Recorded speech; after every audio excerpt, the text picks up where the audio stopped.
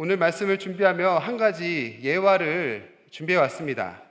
예전에 어느 숲속에 모여 사는 동물들의 이야기였습니다. 그 동물들이 모여서 회의를 열었는데요.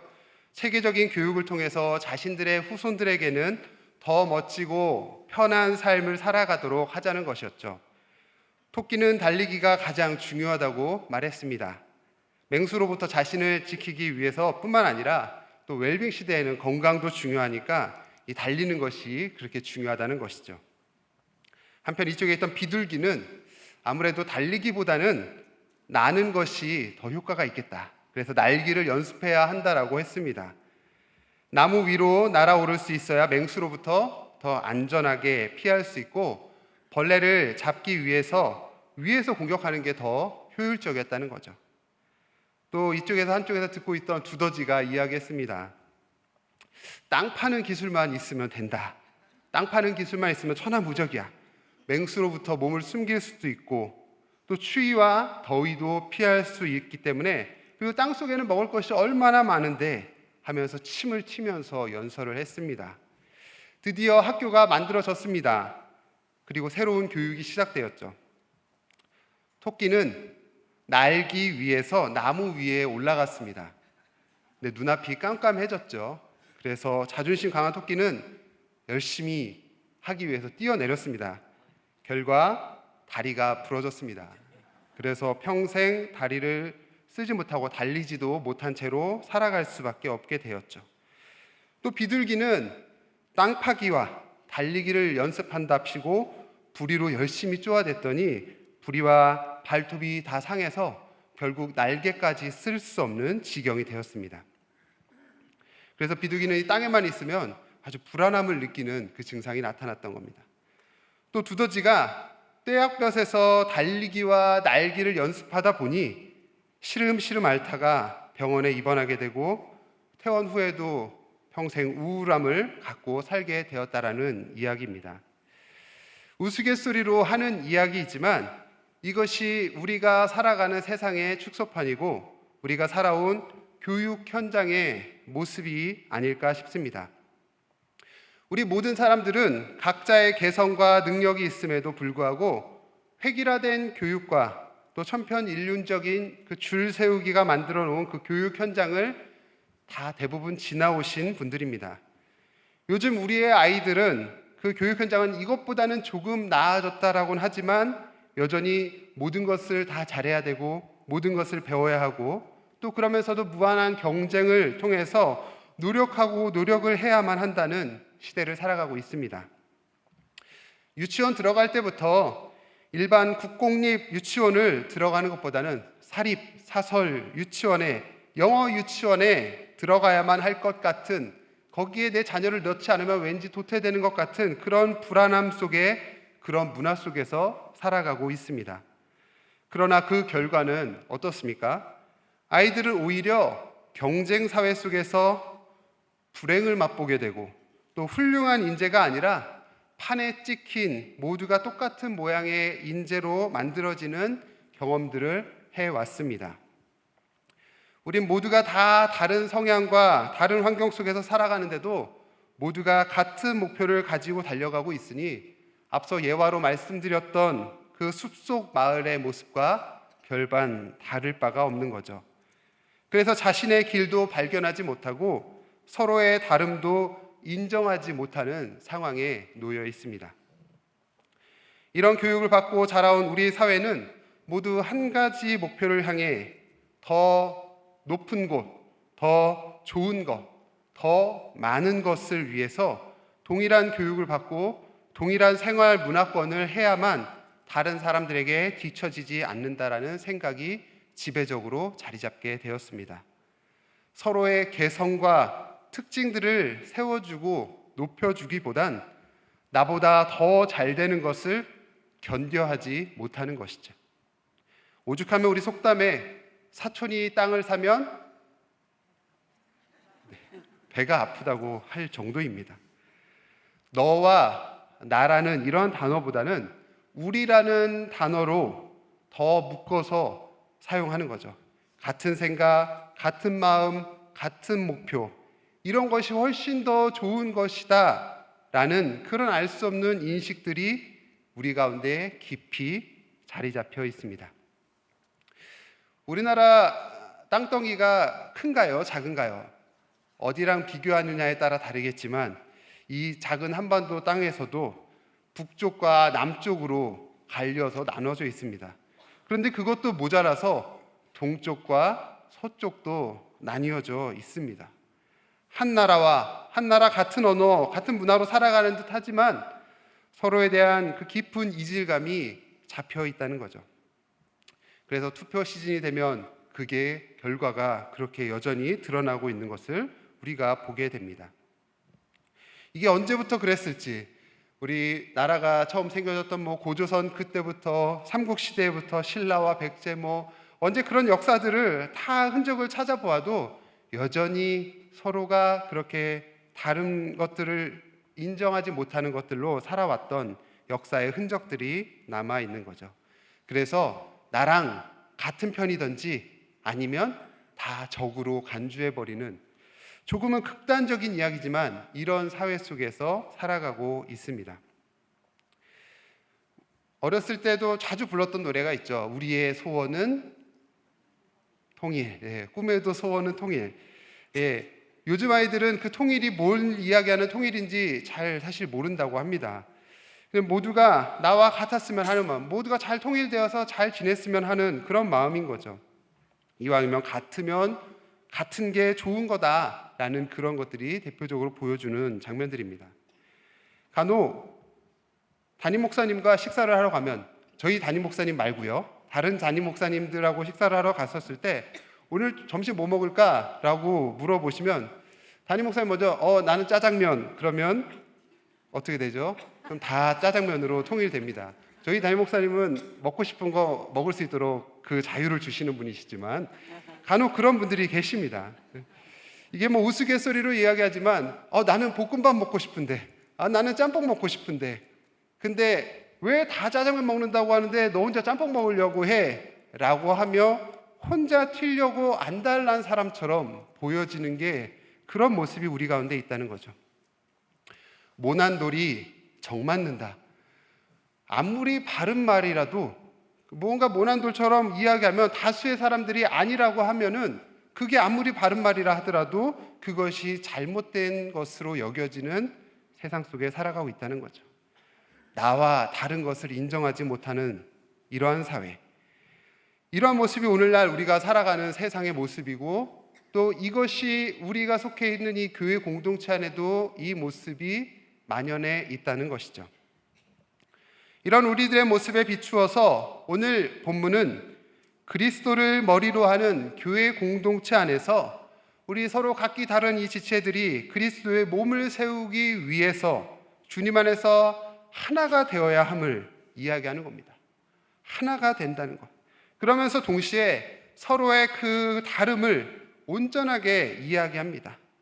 각기 다른 신체 장기들이 온전히 연합하여 머리 대신 그리스도로 한 몸 이루어서 그리스도의 몸된 교회를 온전히 세우기 위해 하나가 되어야 하지만, 통일이 되어야 하지만 동시에 서로 각각의 부르심과 각각의 그 다름의 자리에서 온전히 이해해주고 용납할 수 있어야 하는 것을 말씀하고 있다는 거죠.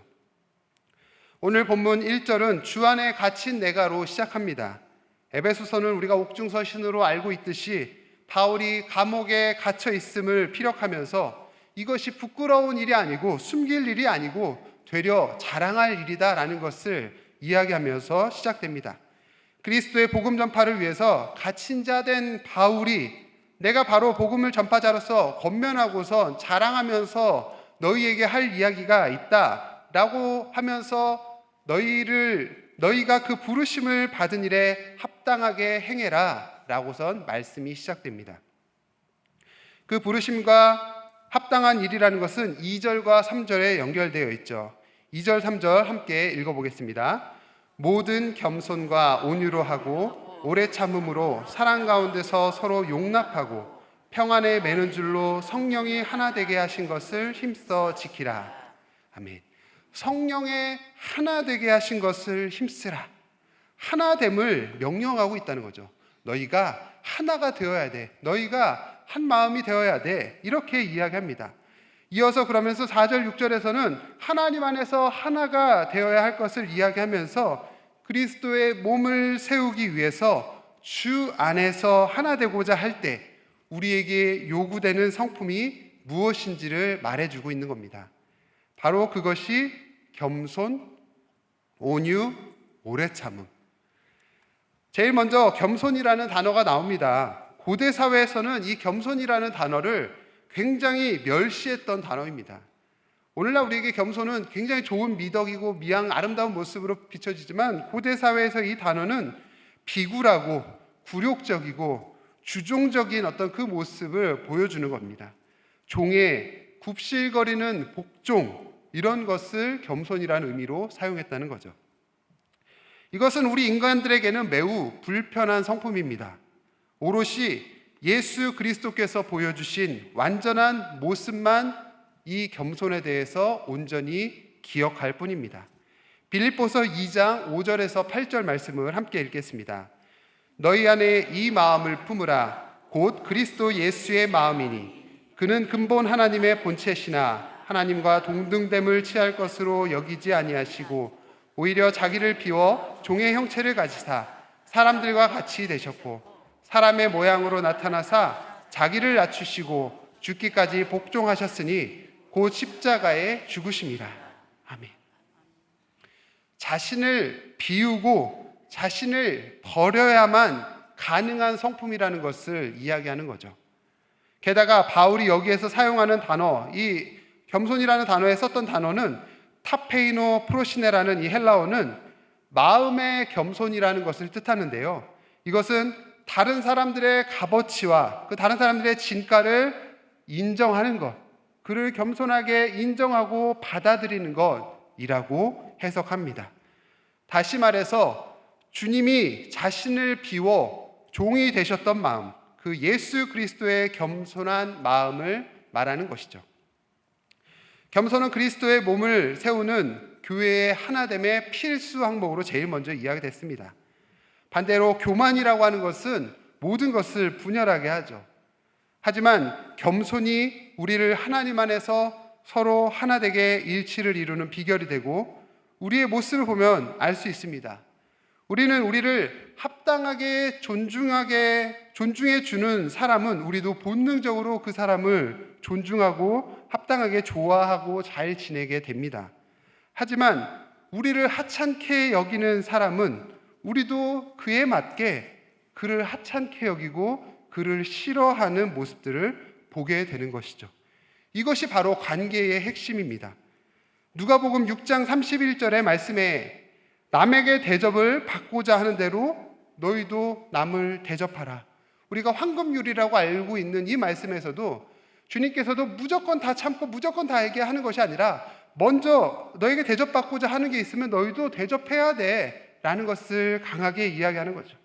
존중을 받기 위해서는 나부터 다른 사람을 존중할 수 있어야 한다는 것이죠. 나는 타인을 존중하지 않으면서 존중받기를 원하는 마음은 매우 잘못된 자아의 모습입니다.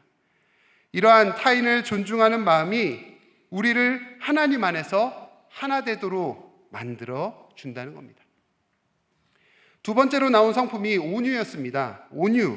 온유하면은 모세가 또 이 사람은 모세는 지면의 모든 사람보다 그 온유함이 가장 대표적이었던 사람이다라고 이야기하는데 이것은 단순히 부드럽고 약하고 힘이 없는 것을 이야기하는 게 아닙니다. 무조건 부드럽기만 한 것이 아니라 정확히 이야기한다면 중용을 지키는 겁니다. 지나치게 화를 내는 것도 아니고 전혀 화를 내지 않는 것도 아닌 그 사이의 중간 어딘가에 있는 것. 온유가 있는 사람은 그 강한 인격을 가졌더라도 자신을 제어하면서 다른 사람 앞에 숙일 수 있는 여유와 아량이 있다는 것이죠. 하나님 앞에서건 사람 앞에서건 개인적인 그 권리만을 주장하지 않는 것, 바로 이것이 온유입니다. 겸손과 온유가 있으면 자신의 어떤 개인적인 장점들을 잠시 뒤로 밀어둘 수 있게 됩니다. 또 자신의 개인의 권리들을 내려놓을 수 있게 됩니다. 주님이 말씀하셨죠. 수고하고 무거운 짐진 자들아 다 내게로 오라. 내가 너희를 쉬게 하리라. 나는 마음이 온유하고 겸손하니. 주님께서 나는 마음이 온유하고 겸손하니. 그래서 나의 멍에를 메고 나에게 배우라. 그리하면 너희 마음이 쉼을 얻으리라. 이렇게 말씀하셨습니다. 나는 마음이 온유하고 겸손한 자다. 우리 주님께서 우리에게 그렇게 말씀하고 계시다는 거죠. 우리는 그 예수님의 마음을, 그 예수님의 성품을 닮아가려고 애쓰고 노력하며 살아가는 자들이 되어야 합니다. 이어지는 성품으로 오래 참음을 이야기했습니다. 서로 용납하여 서로 어떠한 관계 안에서도 평화롭게 함께할 수 있는 중요한 성품입니다. 이것은 최종 자질이라고 말하는 그 사랑이 있어야 가능한, 연결되어져 있는 거죠. 엄밀히 말하면 겸손과 온유와 오래 참음은 모두 이 사랑이라는 것으로 귀속되어 가능해지는 부분입니다. 그 사랑으로 서로를 용납하고 서로를 품어주고 서로를 위할 수 있는 그러한 마음을 가지라라고 말씀하고 있는 겁니다. 이러한 성품들은 하나됨의 필수라 말씀드렸습니다. 그런데 오늘 말씀에서 왜 하나가 되어야 되는지, 그 명령을 왜 하시는지 바로 그것이 4절에 나와 있습니다. 세 번역으로 한번 읽겠습니다. 시작. 이와 같이 여러분도 부르심을 받았을 때 그 부르심의 목표인 소망도 하나였습니다. 아멘. 부르심의 목표가, 우리를 부르심의 그 목표가 한 소망을 갖는 것이기 때문에 너희가 하나 되어야 한다라는 것이죠. 그래서 5절에서 주도 하나요, 믿음도 하나요, 세례도 하나요. 우리가 믿음으로 고백하고 있는 그 주님께서 한 분 하나님이시기 때문에 우리가 그렇게 하나됨을 이루어야 한다라는 말씀을 하시는 거죠. 하나님 안에서, 하나님을 통하여 하나님과 하나가 되어야 하는 공동의 신앙 고백, 이것을 말씀하고 있는 겁니다. 교회의 하나됨은 하나님 자신의 하나됨에 근거합니다. 우리는 서로 다르지만 우리가 하나님 안에서 한 하나님을 향한 한 믿음을 드러내는 부분이 되는 것이죠. 이렇게 말씀드리면 우리 모두의 믿음이 똑같아야 하는 것으로 생각할 수 있습니다. 하지만 우리는 지금 상당교회라는 한 교회 공동체 안에 있지만 한 믿음을 가졌으면서도 동시에 모두 다 다른 믿음을 가지고 있다는 것이죠.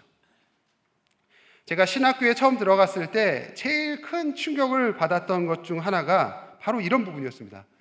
어떻게 저런 신앙을 가진 사람이 장신대에 왔지? 바로 이게 신학교 처음 들어갔을 때 가졌던 충격이었습니다. 그런데 신학을 공부하면 공부할수록 그 해답을 찾아가게 되었습니다. 또 신학교를 졸업하고 목회 현장에 나왔을 때 여기서도 또 다시 한번 충격이 찾아옵니다. 어떻게 통합측교회에서 목사가 되셨는데 어떻게 저런 분이 통합측교회 목사님이실 수 있지? 하곤 생각했다는 거죠. 그러나 목회 현장의 경험이 쌓이면 쌓일수록 그 모습이 이해되기 시작했습니다. 이 교회에서 또 다음 교회로 사역을 옮기고 또 다음 교회로 사역을 옮기고 이렇게 교회를 사역을 옮겨 다니게 되면서 그 이해의 복은 훨씬 더 넓게 확장되었다라는 것이죠. 우리가 하나님을 향한 우리의 믿음의 고백은 여기에 앉아있는 사람들의 숫자만큼의 고백만큼 나올 겁니다. 우리가 같은 신앙 고백, 사도신경이라는 신앙 고백을 같이 하긴 하지만 우리 공통된 고백은 그렇게 고백하지만 또 다른 많은 신앙의 영역에서는 우리가 다 각기 다른 신앙의 고백을 하게 된다는 것이죠. 사랑의 하나님이라고 고백하면서도 그 사랑에 대한 이해와 개념이 다 다르기 때문에 사랑을 표현하는 방법이 다 다르지 않습니까? 자신이 자라온 삶의 자리와 환경 속에서 이해되고 해석될 뿐입니다. 그래서 7절 말씀에서 우리 각 사람에게 그리스도의 선물의 분량대로 은혜를 주셨다 라고 말씀하고 있습니다. 하나됨에서 너희가 하나 되어야 돼. 그런데 그것이 각 사람에게 이런 은혜의 분량대로 주셨어 라고 하면서 새로운 방향으로 인도하고 계시는 겁니다. 하나됨을 이야기하다가 방향을 틀어서 각자의 다양함을 이야기한다는 거죠. 그리스도인의 하나됨은 우리 각 사람에게 그리스도의 선물의 분량대로 주신 은혜로 풍성해진다는 겁니다. 오직 하나의 몸, 한 믿음, 한 공동체로 하나됨에 대해서 이야기하지만 이것은 생명력도 없고 아무 특색도 없는 획일화된 부분이 아니라는 거죠. 초반에 제가 예화로 말씀드렸던 동물들의 그 모임 학교에서의 것 같이 토끼에게 나는 법을 가르쳐서야 되겠습니까? 새에게 뛰는 법을 가르쳐서야 되겠느냐는 거죠. 우리 각 사람이 하나님 앞에서 배워야 될 다양한 여러 가지 모습들이 있는데 한 가지 것으로만 획일화된 교육으로 어찌 그 하나님을 제대로 경험할 수 있겠느냐는 겁니다. 모든 그리스도인들은 똑같은 모습이 아니라 오히려 다양하고 흥미진진한 모습을 갖고 있습니다. 이것은 단순히 우리 모두가 자라온 환경이 다르고 생활 수준이 다르고 지식이 다르고 삶의 자리가 다르기 때문에 나타나는 증상으로 다름을 이야기하는 차원에 머무는 게 아닙니다. 그것에서 한 걸음 더 나아가서 그리스도께서 우리에게 공동체를 더 풍성하게 하기 위해서 다양한 모습으로 각자에게 선물의 분량대로 각자에게 은혜를 주셨다라는 것이 중요한 것이죠. 여기서 쓰인 단어, 헬라어 원어인 이 카리스라는 단어, 이 연결된 헬라어, 우리가 카리스마라고 알고 있는 그 은사라고 표현하는 그 단어와 연결이 되어 있죠. 죄인들을 구원하기 위해서 구원의 은혜를 주셨습니다.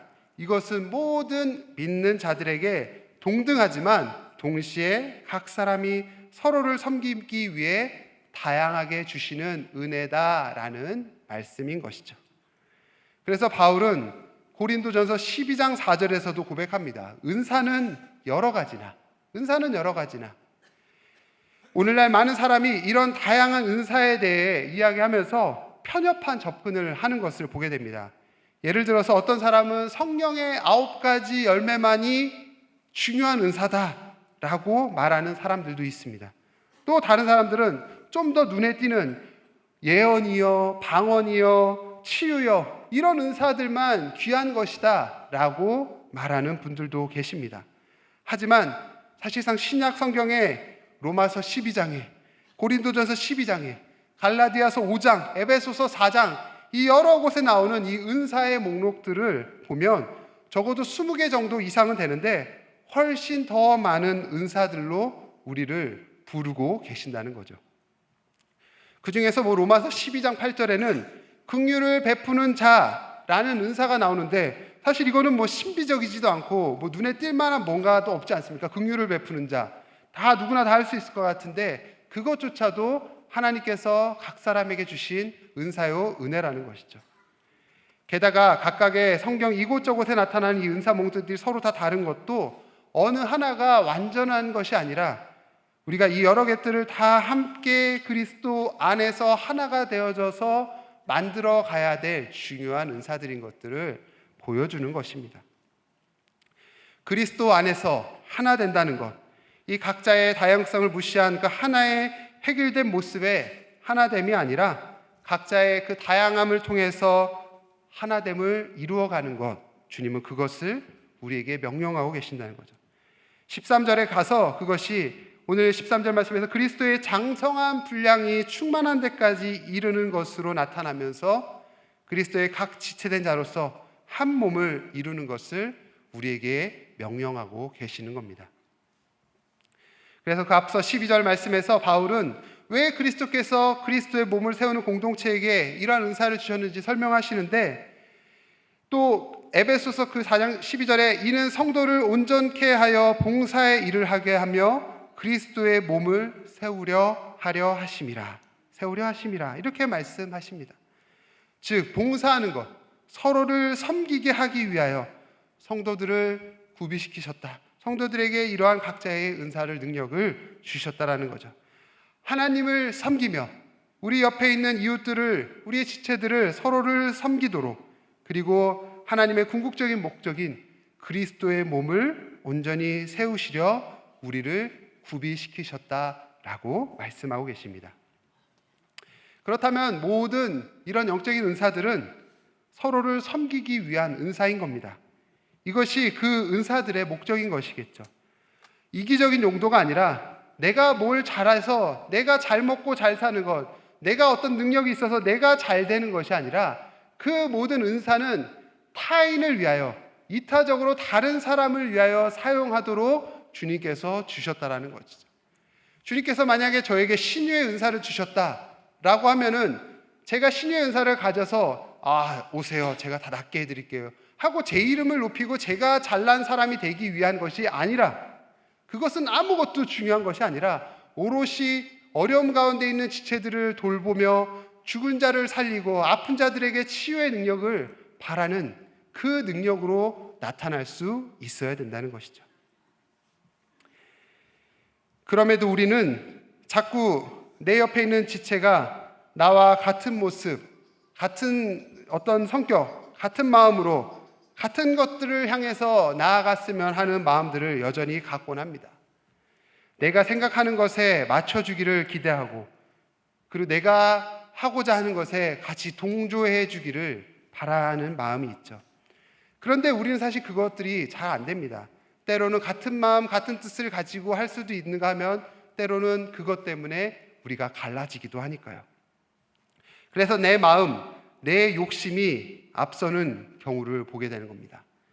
성령의 역사를 방해하는 가장 큰 걸림돌이 되는 것이죠. 각 사람에게 필요에 따라 주시는 은혜의 선물을 우리가 제한하는 경우가 될 수 있고 무시하는 것이 될 수 있다는 것입니다. 한 하나님을 믿고 한 교회에 있다고 하지만 우리는 여전히 서로 다른 신학적인 해석들을 가지고 살고 있습니다. 어떤 분들은 방언으로 열심히 기도하실 수 있는가 하면 어떤 분들은 방언을 들으면 두드러기를 내는 분들도 계십니다.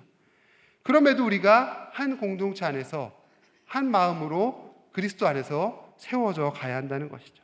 내 신앙의 경험과 결과들이 나만의 어떤 신학적인 경험으로 끝나는 것이 아니라 다른 사람을 이해하고 다른 사람을 수용하고 다른 사람을 품어줄 수 있는 그쪽으로 갈 수 있게 되어야 한다는 것이죠. 우리는 여러 모습들 중 하나일 뿐입니다. 여러 신학 중 한 신학을 가지고 갈 뿐입니다. 우리의 여러 모습이 하나가 되어야 하나님을 더 가까이, 더 잘 알아갈 수 있게 됩니다. 우리 모두 삶의 자리가 다르죠. 살아온 환경도 문화도 배경도 다 다르죠. 가치관도 기준도 다 다르고 다른 사람을 평가하고 판단하는 그것 역시도 다 다른 사람들입니다. 그런데 이 사람과 내가 달라봐야 얼마나 다르겠습니까? 사실 주님 앞에서 죄인인 것 거기서 거기 아니겠습니까? 이것이 우리 각자가 서로 다름을 통해 주님께서 죄인된 우리를 품어주시고 불러주신 그 은혜의 자리에 나갔을 때 누릴 수 있는 참된 자유요, 그 참된 부르심의 반응이라는 것입니다. 말씀을 마무리합니다. 우리가 서로 다른 것은 한 하나님을 믿는 한 믿음 안에서 서로를 섬기고 돕기 위해서라 말씀드렸습니다. 서로에게 조금 더 겸손해야 하고 서로에게 조금 더 온유해야 합니다. 그리고 서로를 이해하고 서로에게 관용을 베풀어서 서로를 더욱 사랑할 수 있어야 합니다. 나랑 같거나 내가 생각하는 것과 같아서 비슷해서가 아니라 나와 다르지만 우리의 서로의 다름이 서로를 섬기도록 초청받고 있는 것이 오늘 말씀의 핵심이라는 것이죠. 평생을 같이 살아온 부부의 모습을 보면 어떠십니까? 참 많이 비슷한 것 같으면서도 어쩜 그리 다르신지요. 서로의 비슷한 점에 끌려서 사랑하게 됐고 결혼도 하게 됐고 살아오게 됐지만 살아보면 서로의 다른 점만 보이게 됩니다. 그럼에도 우리가 서로가 다르다라는 걸 인정해주고 품어주고 그렇게 살아갈 때 계속해서 살아갈 수 있게 되는 것 아니겠습니까? 우리 모두 각각의 모습대로 주신 은혜의 선물로 사는 자들입니다. 혼자 놓고 볼 때는 별 볼 일 없어 보이는 그저 그런 사람들일 수 있습니다. 그러나 우리가 하나님 안에서 하나 되고자 할 때 우리의 서로의 다름은 더 큰 힘을 낼 수 있게 된다는 거죠. 그리스도의 몸을 이루는 각기 다른 장기들, 각기 다른 신체들, 그런 것들이 모여서 머리 대신 그리스도 안에서 한 몸을 이루도록 부름받고 있습니다. 우리의 다름을 사용하시어 하나님 안에서 하나 되게 하십니다.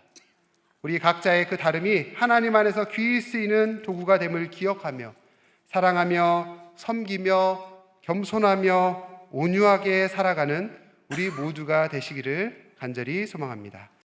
사랑의 하나님, 우리의 삶에 주님의 말씀이 풍성하게 살아 역사되게 하여 주시고 더 깊고 친밀한 주님과의 관계 안에서 날마다 믿음으로 걸어가는 우리 모든 상당의 교우들 될 수 있도록 인도하여 주옵소서. 또한 우리를 향하신 주님의 마음이, 주님의 뜻이 우리 예배 가운데, 우리의 삶의 자리 가운데 이루어지기를 간절히 소망하오며 예수님의 이름으로 기도합나이다. 아멘.